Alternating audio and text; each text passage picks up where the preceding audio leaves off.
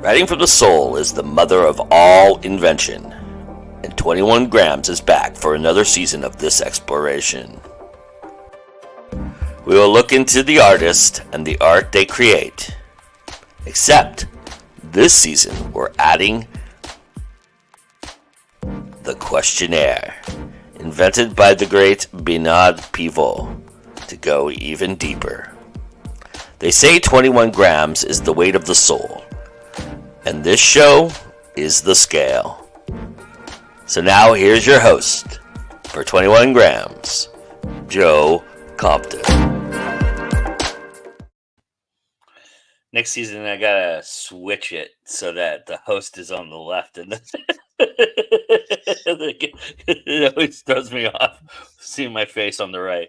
Hello, everybody. Welcome to 21 Grams. I am your host, Joe Compton. Thank you so much for joining us. And look who I have. I have the awesome AF Stewart with me today.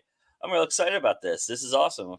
We don't get to do this very often, so I'm very happy to have a nice one-on-one chat. So, I was gonna say hi.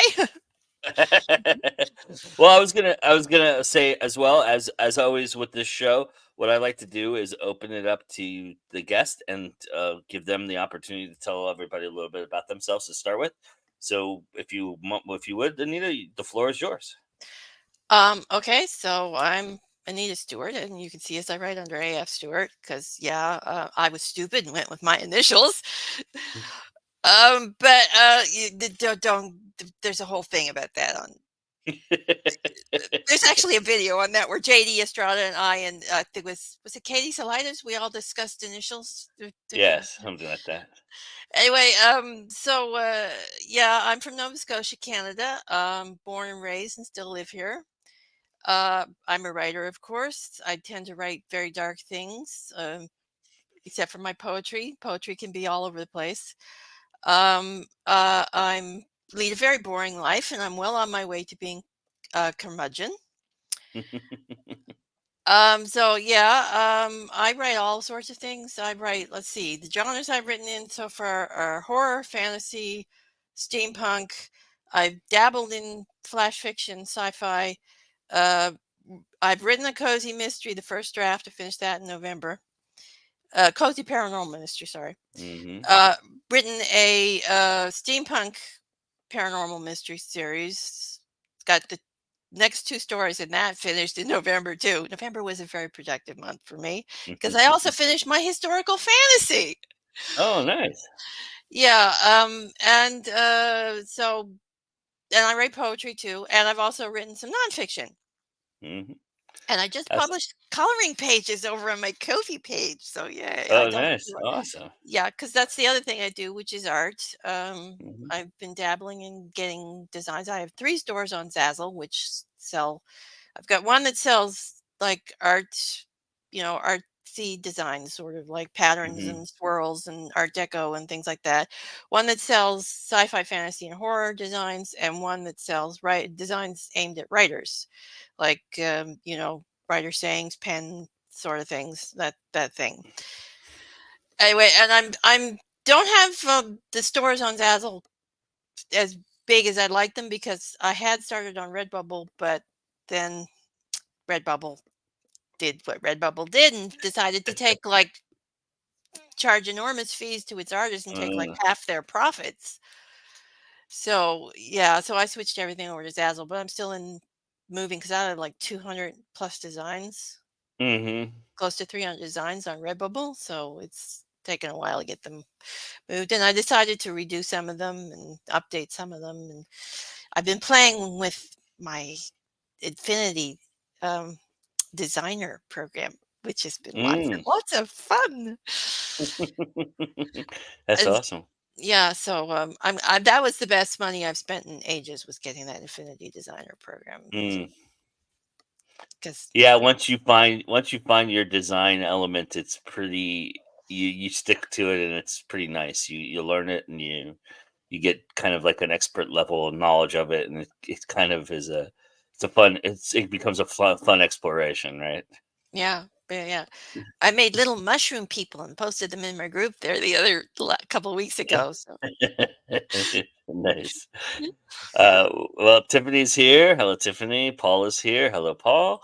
Uh, it's interesting to me because you're someone who I consider pretty prolific in terms of publishing. You publish quite a bit every year, and looking down and at the books below us are just it is fascinating to me to kind of see from your perspective. Was this where you thought you would be at this point? Did you feel like you would be further along? Do you feel like is there some kind of really good deep pride about the catalog you've presented and put out there? Do you feel like you've done a lot? Have you kind of retrospected that idea? I haven't really had time to retrospect anything, to be honest. It's like I'm just writing stuff and publishing it, and it's like, oh, wait a minute, I got like 50 plus books, and I'm going, what? Yeah. How did that happen? It's like, yeah. So I mean, it's not like this hasn't been a grand plan or scheme or anything. It's just like I've just been going along, putting along, doing the stuff, and that's how I got here. It's like, I mean, I'm still surprised. It's been like since 2007. I mean, I'm going, it's been that long? It's going, it Yeah. doesn't feel that long. Right. Yeah, so I haven't been putting, I mean, maybe I should have been, but I don't know. It's just been stuff I've been doing. It's like, oh, I want to write this now, so I'm going to write that now, and that's basically the plan is how it goes. I get ideas and I write them and I publish them. I mean, and that list there, that's not all the books. No, it's not even close. Yeah, because I mean, I've got like um a dozen anthologies where I have a story, and then that's not even all the books that I published myself because they're fairy tale. This one here, Fairy Tales and Nightmares, came out this year, and there's a couple on Smashwords. And there's a couple of discontinued books too that I've pretty much that I don't have in print anymore. So You're somebody. Do you like to have a couple irons in the fire going at all times? Is that kind of how you approach it? Do you juggle projects, or do you stick to one project and see it through? yes, I finished 4 books in November that have been on the active list for the past 2 years. So yes, So I you're a juggle juggler. books quite a bit. No, it's like, I mean, and that's not the entire active works in progress list that I have. I still have at least a dozen books. Six active book. I mean, I can't remember them all. Actually, I have a list somewhere, but I mean, there's the secret project or the semi-secret project. Because I mean, I have talked about it. I just haven't talked about it a lot. It's a fantasy book. I'm just kind of noodling with it. It's sort of like the book I work on when I don't feel like working on anything else. And then there's the historic fantasy. Now I finally finished the first draft of book 1. That's been that's about 3 years in the making, that one, because of so much of the research that had to go into that. And I still got research, and it's going to take a lot to edit that book. But once I get the first book finished, the other books will be easier because I will have the world built at that point. But trying to reconstruct 15th century Venice proved a lot more difficult than I thought, because when I picked the timeline, and I picked the timeline specifically for the politics of the time, because I had to work in the politics with my main character, because technically he works for the government body of Venice. Now, when I went into this, I assumed that the government body of Venice was like the other city-states of Italy at the time, right? Yeah. Turns out it's not. It wasn't at all. It was far more like a republic than like most of the other city-states were ruled by a duke or whatever, kind of a family, more like a monarchy. Venice was not run like that at all. So when I discovered this, I had to pick a particular timeline that would fit with the Doge character and the council's characters, and what was going on in Italy at the time, because Venice was at war a lot during the Mhm. Renaissance. So I had to pick a time where they weren't exactly at war. And when I did pick that time, I found out that all of the lovely landmarks of Venice were actually built about a century later. Mm. So yeah, I So had to go back and figure out what Venice looked like without. so was that the height of the church, or was that predating even the church? Oh yeah, no, the church was very much the in control of Mhm. certain aspects. In fact, the church actually does figure into the book quite a bit because I've got a very feisty nun that's a character Mm. as well as a priest. Because Nice. in doing the research, I found the nunneries of Venice were powerful political entities Mhm. in that city, which was very interesting. Yeah, Mm. a bit racy, The lore but of yeah. the woman, right? Um, well, let's just say that they didn't take their vows of chastity all that seriously, shall we? Yeah. But yeah, but my sister Benedetta, I think that's the character because I keep forgetting the characters' names because they're all Italian. It's like I can't remember how to spell them and I can't remember how to pronounce them. So it's like Sister Benedetta, she's kind of the driving force in the back end of the book Mhm. when all the shit hits the fan. So anyway, and then there's the gondoliers, and there's a lot of people of color in the Mhm. book too, because that's another thing I found out. Venice had a lot of their gondoliers and things were people of color, ex-slaves and other people like that. So that was Sure. interesting. So I worked some of that in the book, and yeah. So the politics of Venice was that's kind of what drew me into that writing that story anyway. Because Mm. I mean, when you think of Venice these days, most of you think the romantic city, the beautiful city, gondolas and kisses and roses and whatnot. And no, the history of that city was backstabbing, murder, politics, empire. It is so fascinating, but you trying to recreate it and what to add and what not to add, Mm. and stuff like that. It does predate La Costa Nostra, though. Oh yeah. Yeah. By a couple centuries, I would think, right? Mm. So, I think La Costa Nostra was mostly southern Italy too, because eh, no, I mean it I mean I haven't done the research that, but I mean it may have been, but I mean a lot of I think the central part of that was more of a southern mm, Italy, well, but Venice was Sicilia, or Sicily, and yeah that yeah area. But Venice was the dominant power in the north at that time though, because it mhm, was the sea power, it was the trading power. It basically dictated a lot of Italian policy at that time. I mean, mm, there were other powers too, Florence and Milan and various other city states too. But, Venice was a force to be reckoned with for a long time. mm. Yeah. I don't think it was not until like the 17th century that it started to lose its grip really badly. So, You know, okay, so uncovering all of that and finding the seedy darkness that you so eloquently find usually when you're starting to write these stories. Uh, how do you determine what kind of genre or direction you're going to go with these stories? Is that predetermined, and then you kind of try to place the darkness within that, or does the darkness dictate that for you a little bit? oh no, the story is predetermined as what Hmm. genre is going to be, and And then you're then searching for the darkness. no, the darkness just surfaces on its own most of the time. I mean, it's always there, especially Yeah. with the history-based books. Hmm. Like, Sure. I mean, people think history, it's all this nice little ordered, neat stuff. No, no, no, No. no, no, no. You can find dark depravity where any era of history you go, and some of it is so fascinating.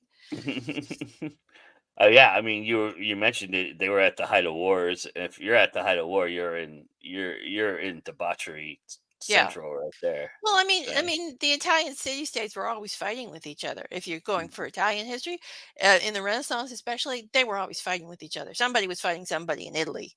You know, mm, uh, uh, pretty much all the time. That's what basically my main character in that novel was.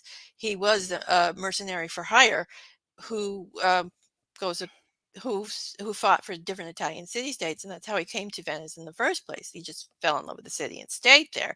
And he's sort of like the assassin slash fixer guy for the Italian Venetian government at this time. And it's a paranormal fantasy. So he's the one that deals with all the supernatural and the paranormal stuff. You've taken on Victorian England. You've taken on medieval area, but the Arthurian times. You've taken on the dark seas and the pirating of the seas. Is history something that drives you when you're writing? Is that something that you're interested mostly in? Is the history and the richness of the time? Is that what drives you when you're thinking about what stories you're going to create? I love history. I've always loved history. Even before I was writing, I've loved history. It's just fascinates me. So yeah, it's a lot of my books are historical based or have some sort of historical thing. And again, along with the history mythologies, the other thing that I love to create, recreate, and investigate and add to my story. So you've got a lot of mystery, you've got a lot of history in the books. I think most, if not all, of my books have some history woven into them. I think maybe the Killer and Demons stories, some of them are modern day horror stories. But I mean, even with those, you've got things like the Jack the Ripper Jack the Ripper prequel I did. And you've got, I think there's a medieval demon story in the first one. And yeah, but I mean, there's some modern stuff, but mostly it's history based. Like the Camelot Immortals is modern day. Oh, okay. But it has. Yeah, but you get the history because these characters that are in modern day are the actual Merlin, Nimue, Gotcha. Lancelot. They are immortal creatures. So they started out in like Roman-esque, just after the Romans left Britain, I think. I think that's about where I started on that one. And so they've been there since then, and they've gone through the history. So you're getting flashbacks, you're getting mentions, you're getting, people having their hands chopped off in 1901 in the Black Forest, things like this. That's kind of peppered throughout the book and the rest of the novels that still have to get published because I haven't finished that series. I mean, I've finished the first drafts. I haven't edited and published the rest of them because 2022 happened. That sort of put a wrench into everything with my publishing, but yeah, I got to get back to that series and get it finished. But that's another one of my interests though, was King Arthur legends. I love them. I've always loved them. So that's why I wanted to write a book series about that. So, and it's just, I wanted to do it from the perspective of the women of Camelot, because most of the stories that you'll find are basically, they're from King Arthur's perspective or Lancelot's perspective, which is fine because that's great. But I wanted to do it from the female perspective. So I went with Nimue, who I've always felt kind of got a raw deal in the entire thing. I mean, she's always Merlin's the one that imprisoned Merlin, or the one who seduced Merlin, or the bad guy, right? Yeah. So I said, well, I'm not gonna make her the bad guy. Merlin was the bad guy. So that's the premise I went into with that, because Merlin was pretty much of an asshole. Kind of like what we're discovering about Thomas Edison in a lot of ways. Oh, don't get me started on Edison. People say Edison was an inventor. Edison was not an inventor. Edison never invented it. Edison never invented anything in his life. Edison was an engineer, right? Yeah. He was a pretty good engineer. I'll give him that. But I mean, he was a thief. He was, and he was very ruthless in a lot of ways. And he was a great businessman because, I mean, built his empire. I'll give him credit there. But I mean, yeah, Edison was not the guy that history is portrayed him as. Yeah.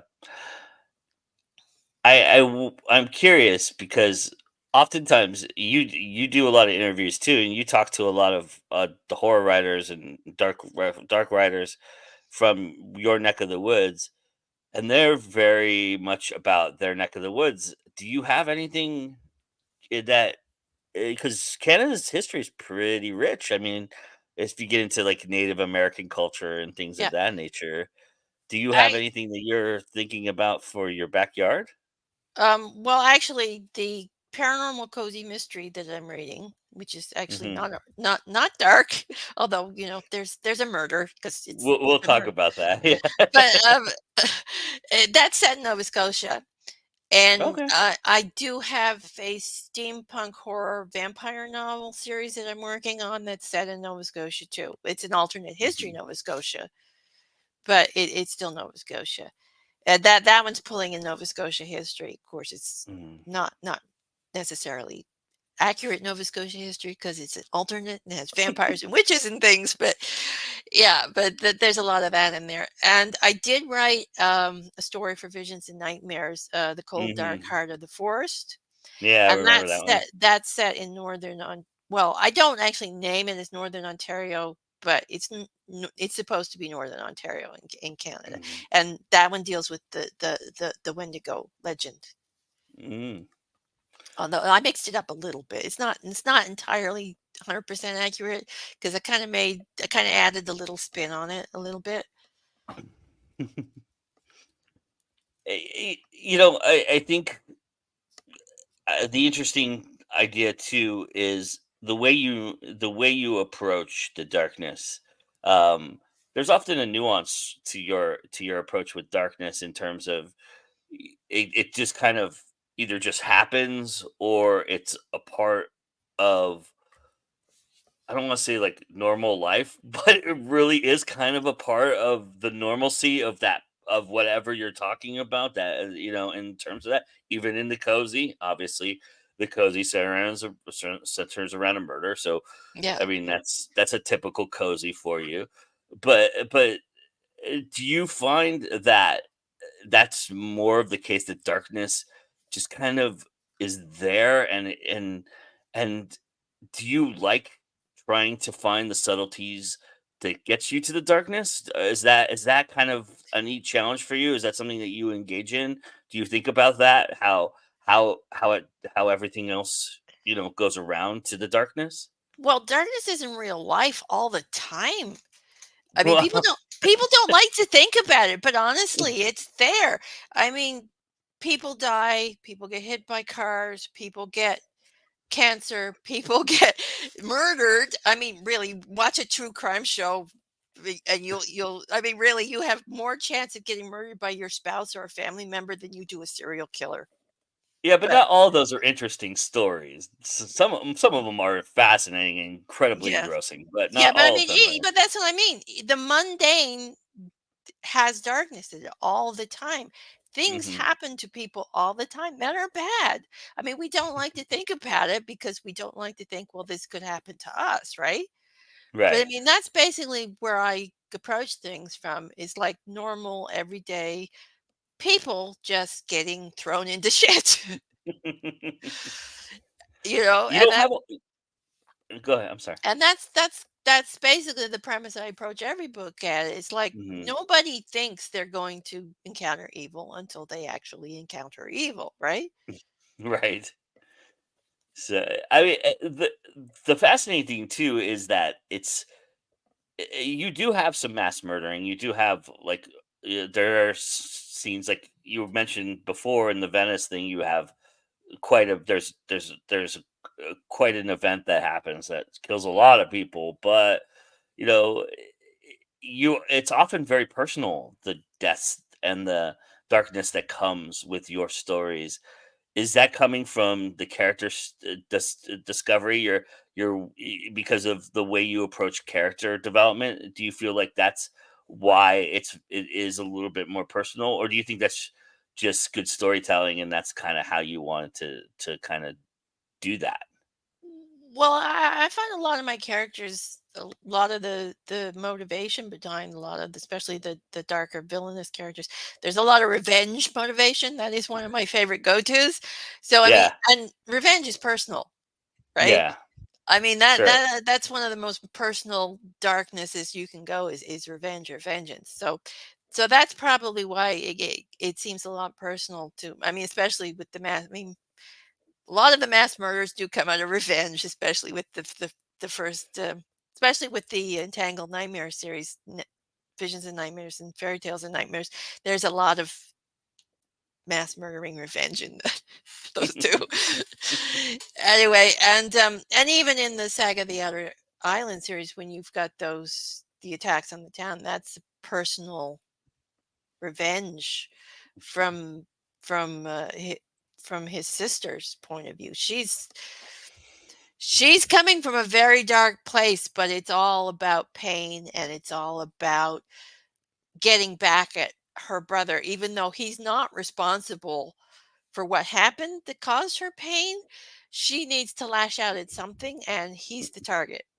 And everything he loves or everything he's responsible for is the target.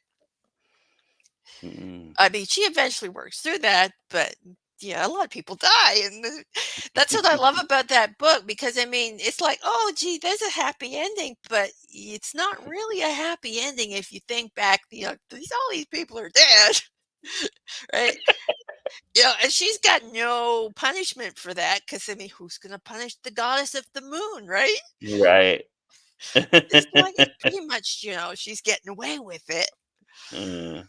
But I mean, she does save the world a couple of times in the next two books, so I'll cut her some slack. But she's one of my favorite characters. So So is your poetry kind of like your emotional release then at that point? Do you kind of mm, it seems like a good like places of poetry comes out after you almost pretty much close to after finishing Saga of the Outer Islands, and then you're heading into the Arthurian legend. You kind of throw us a little places of poetry in between there and kind of put that out there a little bit. Is that kind of you kind of is that kind of I've heard people who like don't like horror movies, like watch a horror movie, then they'll go and watch a Disney movie. Is that kind of like your Disney movie, your poetry a little bit? have you read all of my poetry? Well, I mean, I Because have, a lot but of it's dark. But I'm there just there saying. there is some dark ones, yeah. But I mean, like, but you have But unusually put out some yeah, softer well, stuff yeah, through my your poetry. poetry is the most personal stuff I do. Basically, if you want to Yeah. know who I am, just read one of my poetry books because it's all there. That's all me. It's all my interests. It's all inner feelings. It's my thoughts, my views. Everything's in the poetry. It's mixed in there somewhere. So that poetry is very personal for me. So that's why you get a mix of it. Because I Mhm. mean, you'll get my views on history. You'll get my views on sci-fi, fantasy, horror, um, space, stars, moon, whatever, places. And there's even poetry's my views on art, and especially I think it's in places of poetry where there's a few art poems as well. So I mean, there's You also have poems about food in there too, which is um really like the when you're at the cafe with oh the yeah. croissant and Well, you can probably blame that on Robert Parker, the author, because yeah, uh-huh. I read the Spencer novels as a teenager, and I learned my best curse words and appreciation of food in writing from those books. Nice. Vanessa's here and JD's here as well. Vanessa says it's only a happy ending for some people. Yeah, well, at least some people get a happy ending in those books. Most of the time, nobody gets a happy ending. You don't have to spoil this, but have you ever thought about because I think every at least you leave at least one person to survive in everything you've written. I might be mistaken on that, but have you ever thought about writing a book where nobody survives? Actually, that almost happened in Camelot Immortals. I almost killed off the entire cast, well, except for the main character. It almost killed off the entire cast of the characters in the fourth Mm. book, the first draft of the fourth book. I ended up not doing it, but it came very close. Anyway, but some of my flash fiction probably everyone's died in some of that. Because I mean, a lot of that's Well, dark horror stuff. Because I write sure. a lot of my flash fiction. I write for Pen of the Damned and for the Ladies of Horror stuff. So, yeah, you've got. I've ended the world a few times in my flash fiction. So I mean, literally everybody dies. It's interesting. Is that a function of you're never quite done with a series idea that you want to keep somebody alive so you could keep telling the story if you wanted to go back to it at some point? Yeah, well, the characters dictate who stays and who dies for me. I Yeah. mean, it's all So somebody about has to win, basically. yeah. I mean, and usually like with the Saga of the Outer Islands, I mean, that was only supposed to be a short story. Wow, really? Yeah. See, I wrote this little flash fiction. It was for an online contest, based on a picture, and the picture was basically this big moon and this ship, and they were kind of sailing off the end of this kind of watery thought. It was a pretty picture, and it kind of inspired this character, Greek myth, Charon ferrying the dead to the afterworld, sort of a flash fiction story. And you can see the original story. You read the original story in the first book because I added this little book extra. But I like that story, and it kind of, the idea of this captain ferrying the dead on this big, tall sailing ship kind of, Mm-hmm. there was more to the story there, right? Mm-hmm. Anyway, so I thought, well, I'll just expand it and write a little short story. So I started writing and I wrote the short story. And then, oh no, this is a book. This is definitely a book. Writing the book, oh dear, this is a trilogy. Finish the trilogy. Oh dear, this is going to spawn a new trilogy and a couple of prequels and some side books. So yeah, the, the, the characters wouldn't shut up, and they still haven't shut up. Yeah. I'm currently writing Death's love story, her prequel love story. That one's going to be weird considering who her love interest is. If you've read the trilogy, you know why. I'm just saying. Goddess of the Moon, she wants her story told. Blackthorn wants his story told. And I'm currently also working on the sequel trilogy, which is when they find new adventures in the Lost Sea. And all sorts of different weird things are going to happen in that one. So, yeah. Vanessa says that was a very fruitful flash story. Yeah. But JD does have a question for you. I don't think it's one you can answer, but maybe. I don't know if you're a tallier or if you keep track, but he wants to know what your body count is right now. yeah, it's past the double digits and Oh, into the triple, maybe even the quadruple, if you count the mass murders. well, yeah. Anything that you've written on a page, I think you have to count. So. Yeah. I mean, the palace alone in Ruin City, there was probably hundreds of people in that palace, if not thousands. I mean, I didn't count them, but they're all dead. Mhm. So that's a body count right there. And you've got the village, the two villages or three villages, no, two villages in fairy tales in Visions and Nightmares. One village in fairy tales and nightmares. Hmm. So that's probably 300 or 400 people there, depending on the village count, because they're medieval villages. So yeah, and then I mean, I got a running body count on Twitter if you want to go through my tweets for the past 16 years. Yeah, I remember you used to keep track of that. Yeah. Yeah. Yeah, and I started it up again for some of it for fairy tales and nightmares too, but I mean, yeah, I stopped when I started massacring the villages and the towns and stuff. I mean, I stopped counting because I mean, it's just the numbers were just too high. So Yeah.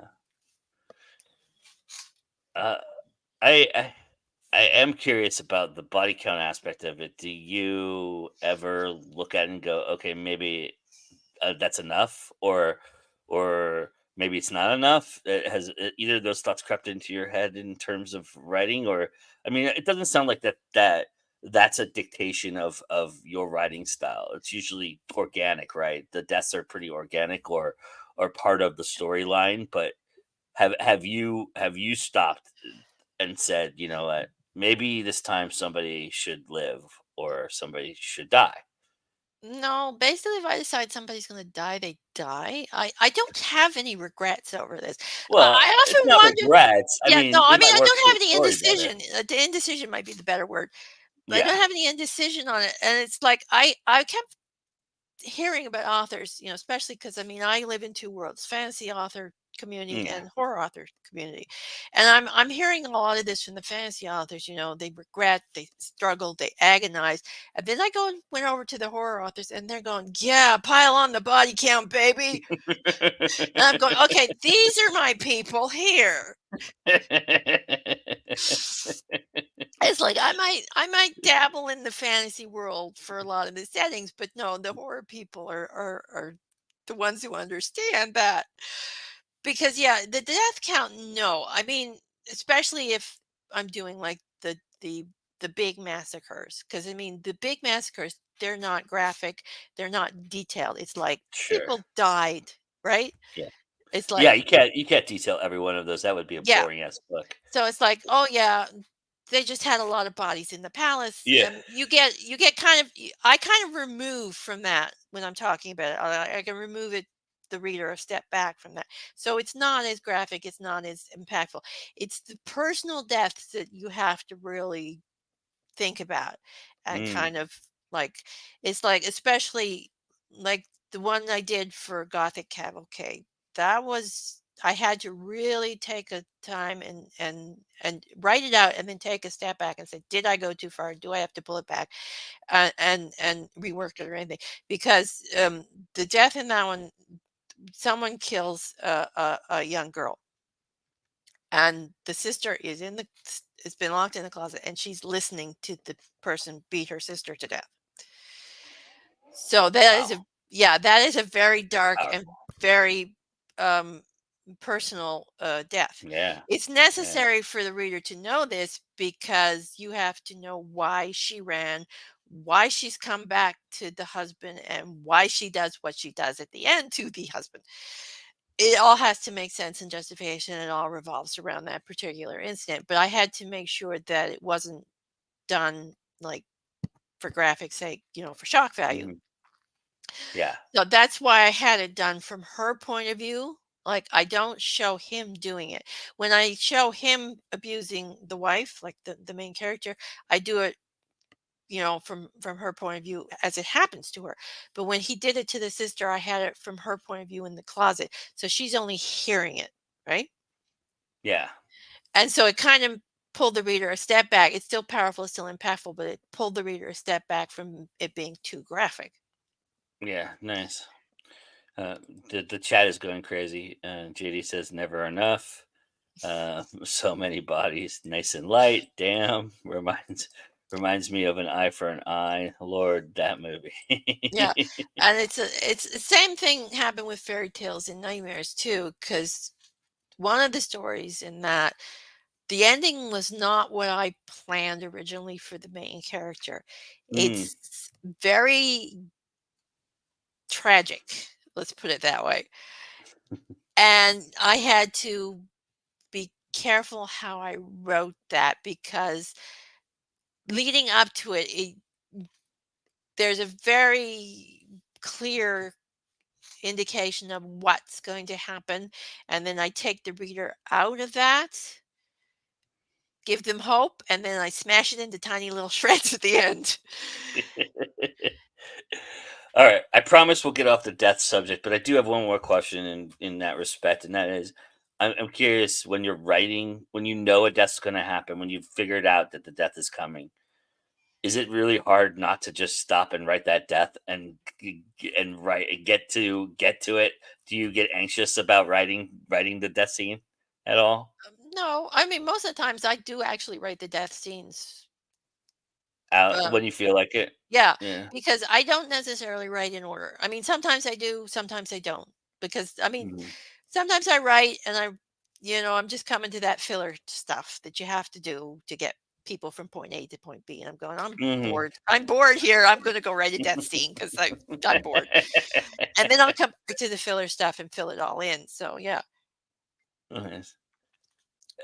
Big topic of this show this season has been crossing genres, and I'm curious because you have been doing it for so long, 16 years. Uh, do you feel like there's a different mentality when you started to when you where you are now in terms of crossing genres? Did you have to kind of stay in a lane early on, or did you always feel like you were going to explore as many genres as possible? Well, I didn't actually consciously explore genres. I mean, Mhm. I didn't know what I was doing. I didn't know I was actually doing that when I was doing it because Okay. I started out wanting to write mysteries, right? Hmm. Found out that all my mysteries strayed into fantasy. So I figured, well, I should probably go write fantasy then. I also figured out writing mysteries is hard. Yeah. Yeah, because you had to figure out all those clues and things. So anyway, so I Yeah. started writing fantasy, and I started actually with some Arthurian stuff because that's what I knew best. Few other things, short stories. I started with short stories mostly in the beginning. Anyway, and then I was joined this website, gather.com, big community of writers, especially indie writers at the time. And we were all helping each other, critiquing each other. It was a great experience um, for me as a beginning writer Hmm. and helped a lot. Anyway, and I had joined a lot of groups over there. And one of the groups was kind of like we wrote monthly, and it was sort of like a contest thing. It wasn't for prizes or anything, it was just for fun. Anyway, and people would vote on which story they liked best, stuff like that.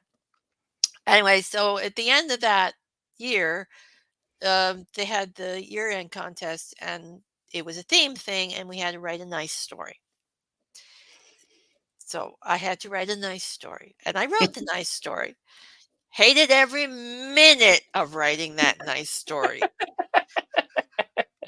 And apparently my muse hated every minute of writing that nice story too, because she went off and said, "No, I'm not talking to you anymore. You wrote a nice story." Anyway, so in order to stop that writer's block, I wrote my first horror story, which was the Jack the Ripper prequel story that ended up in Mm, Killers and Demons, the first Killers and Demons. mhm. And yeah, and that's how I decided, oh, I like writing horror things. It's dark and evil, and I can play with people. So yeah, that's kind of how I went into horror. I mean, and poetry had always been part of me anyway, so I was always writing Mhm. poetry. So that just was there. So that's how I went from fantasy to horror. And the sci-fi stuff, well, I've always loved sci-fi, watching sci-fi TV shows and sci-fi movies and things. So, I play with the sci-fi in my flash fiction. I mean, I wouldn't write a sci-fi book. Whoops. A little frog in the throat there. I No wouldn't worries. write a sci-fi book because too much science. Yeah, I mean, too much science. Science and me. I love science. Science is great. Nothing against science. Just don't want to research science. It makes my head hurt. So, I mean, I wrote a sort of a sci-fi horror story over on Mhm. Kofi, which I have to finish because, I kind of took a break after 2022 this year. So I have to go back over there and actually finish the story because I kind of left it on a cliffhanger. The aliens have killed everybody, took over the ship, and sailing off into the unknown with uh, their hostages. They killed most of the crew, I should say. Some of the crews left. So I mean, I write like light sci-fi, Mhm. you know, that stuff, and some of my flash fiction is sci-fi, like the virtual reality series. But I mean, that involves things like zombie penguins and zombie cows. So I'm not sure how sci-fi that is. But it's Yeah. all virtual reality, so Mhm. and so but the paranormal mystery stuff just came, because I wanted to write a Sherlock Holmes parody. Mhm.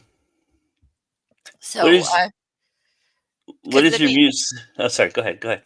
I said that was supposed to be in an anthology Mm. originally, but the anthology never happened. So I had this parody of Sherlock Holmes with these two crazy characters, and I just wanted to continue writing with that. So What does your muse think of your coziness now?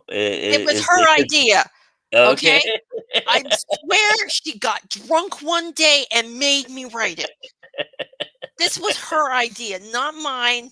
I have no part in this. This was hers. Just because I wrote, I was doing cover practice. This is how it happened. I was doing cover practice in Photoshop, and I was just Mhm, doing, those little cartoony, cozy mystery things because I wanted to mhm, see if I could put all the elements together. mhm. And and then she whispers, "Oh, we have to write that book now. We have to write that book. You have to write." So now I got 3 freaking cozy mystery ideas to write. So I mean, at least the first one's done. So yeah. Cozies are interesting because they do follow a formula and a pattern, and they kind of they have to have certain things to be labeled cozy in a lot Mhm. of respects. Do you is that kind of a fun challenge for you? I mean, you write poetry and you've written haiku and all kinds of disciplined poetry before. So I would imagine the discipline part for you is not as difficult, but is it interesting because cozy is a little bit lighter fare too? Is that also part of the challenge for you? Well, I read a lot of mysteries, Hmm. cozies, crime mysteries, thrillers, all sorts of mysteries. I love mysteries. Mysteries was the first genre I read. I love it. Mm. So, I mean, I'm very familiar with the mystery formula. I mean, trying not to kill the characters was a bit difficult, I will admit. It's like, "Oh, wait, I can't do that. I can't kill that person." It's like, yeah, it's like, "Kill no, no, can't kill that person." I mean, I got 2 murders, and one of the murders actually happens in the past, so it doesn't really count, right? Hmm. So, I mean, and the first murder happens when the guy, like, in the 2nd chapter or something. So, I mean, it was basically unraveling the clues. I mean, and a lot of it's like paranormal stuff happening too. So that's my How comfort you zone. reconcile it? Yeah, I mean, it's not a pure cozy mystery. It's a paranormal cozy mystery. So we're Hmm. dealing with witches and witchcraft and spells and things. So Hmm. I mean, that's my comfort zone. So I know that. When you do get into a genre, when you are in a genre, are you careful about that genre's rules and tropes and things like that? Do you tend, I mean, because there's a lot of stuff about pirates, there's a lot of stuff Arthurian. I find that the Arthurian folks, the people who are really into the Arthurian legends, are really into it, and they'll call you out and spurn you if you do something, off-putting. So, are you conscious of that? Do you kind of care anything about all of that aspect of it, or is it just genre defining for the labeling for selling, basically? Well, with the Arthurian stuff, I'm a big Arthurian fanatic. Yeah. So I know all the legends. I Okay. mean, I know the difference between the sword and the stone and Excalibur. They're 2 different swords, people. 2 different swords. Okay? So I know these little nuances and stuff, so I can work them in Hmm. and while changing the characters. And I mean, and my characters, they're not the same Arthurian characters because they've got like 1,000 and plus years of living that they have done to get to the Hmm. point where they are in the stories. So where the original stories are more or less like the history of it is more or less canon. The rest of it I can make up whatever shit they did in the next 1,000 years, right? Right. Like I mean, like my main character. I mean, I haven't mentioned this in any of the books, but my main character at one point studied Krav Maga with Israeli special forces guys. So Right.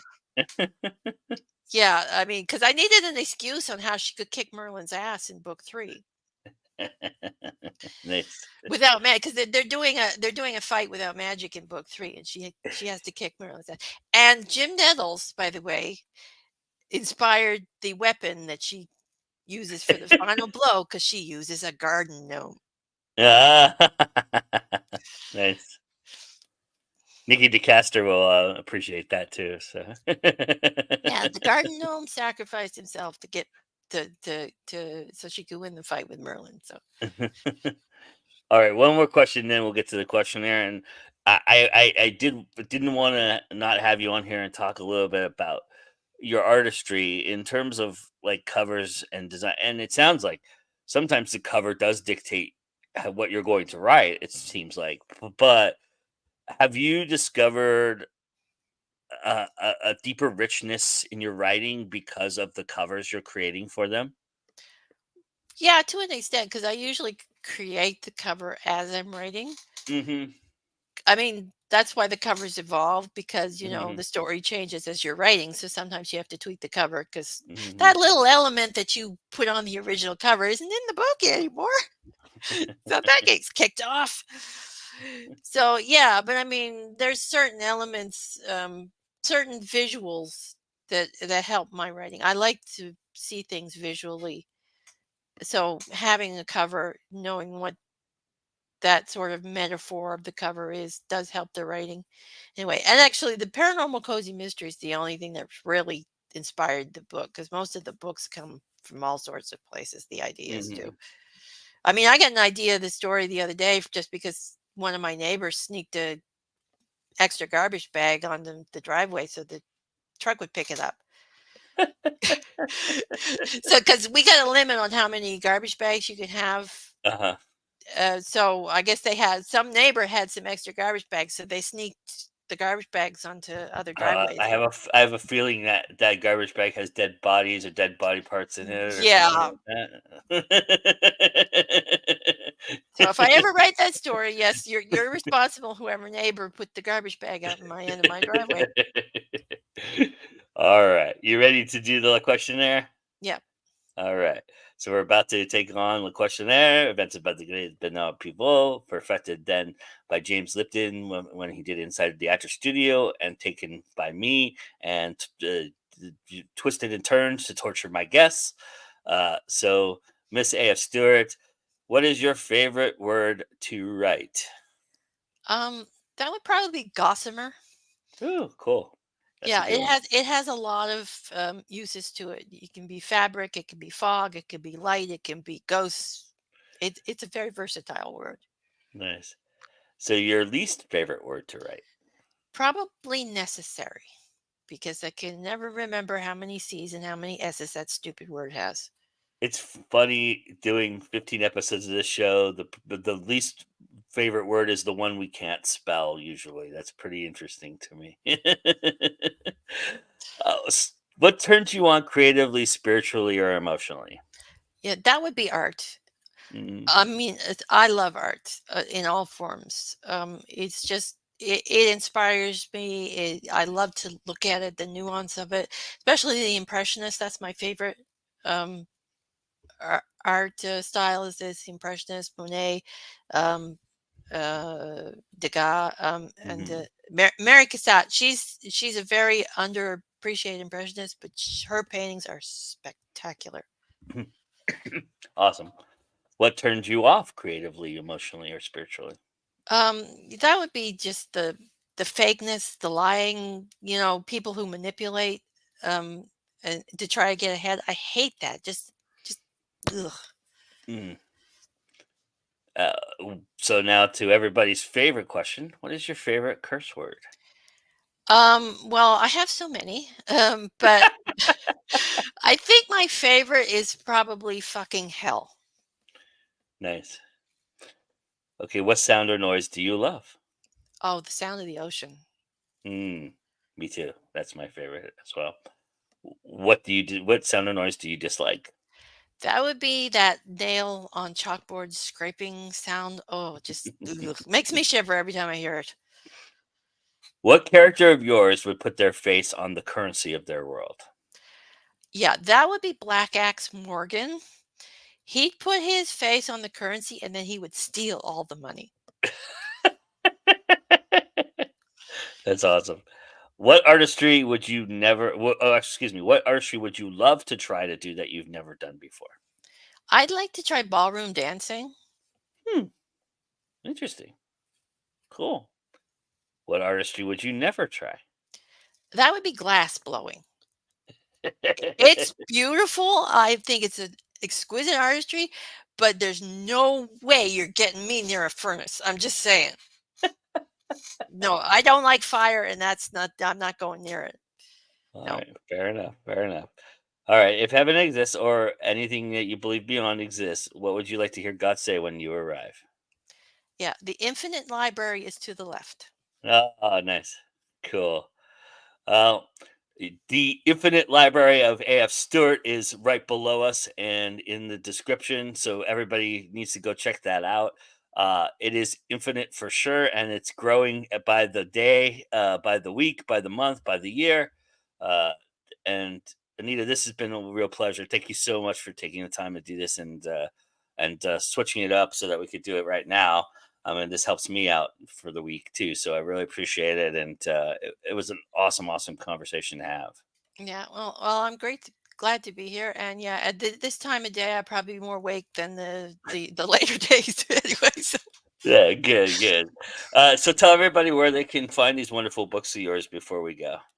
Well, you can find everything on my website, afstewart.ca, even though the covers do need to be updated, as I found out today.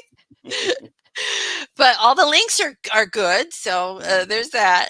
Anyway, and I have 3 stores on Zazzle, and I also have a Ko-fi page that has my services and as well as my shop, which has a few things like my new coloring pages and my little downloadable lists and things like that.